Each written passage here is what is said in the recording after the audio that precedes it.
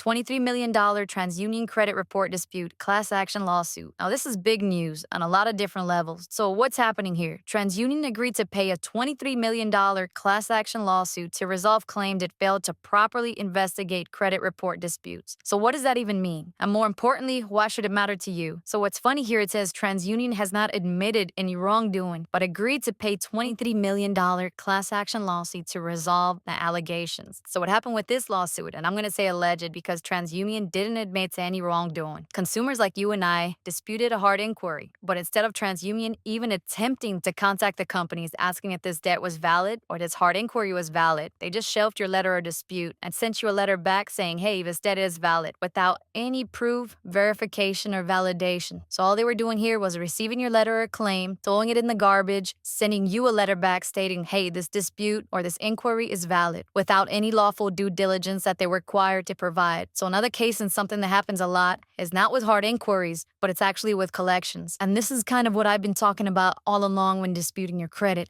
So I have a video, I show you a hack on how you can dispute your credit. And one of the ways is that your credit reporting agency that's reporting it has to properly investigate your claim. So a reputable credit bureau will ask for proof that this account is valid and is legit. And if that collection agency can't provide that information, that collection has to be removed from your credit report. And what happens a lot of times, 9 times out of 10, is that they don't do that. What they do is they go to your creditor, they ask, is this claim legit? Is this account legit? Is it valid? Most times, all that collection agency has to do is to say, yes, this claim is valid, without any further investigation from the credit bureau, whether it be TransUnion, Experian, and Equifax. So if you watch that previous video and he messaged me saying, hey, this hack doesn't work, now you know the reason why. TransUnion was not verifying that debt. And again, that's just my assumption because they're not admitting any guilt or wrongdoing here. But the fact that they're agreeing to a settlement says a lot. So I go into detail in my credit repair course on how to get these negative items and collections removed off your credit report if something like this ever happens. Because when you randomly send the credit dispute letter that you find online somewhere without knowing what you're actually doing, most likely you receive a letter stating that this debt is valid, not knowing how to respond. All right, so let's read on here and see how you can get your piece of the settlement. Under the terms of the settlement, class members can receive a cash payment. All class members will receive a minimum payment of $20 to $30 without the need to file a claim. So that's pretty funny. $20 million lawsuit, and each member will receive between $20 and $30. On a side note, I was recently involved in a class action lawsuit with Capital One, and the settlement was, I believe it was over $100 million.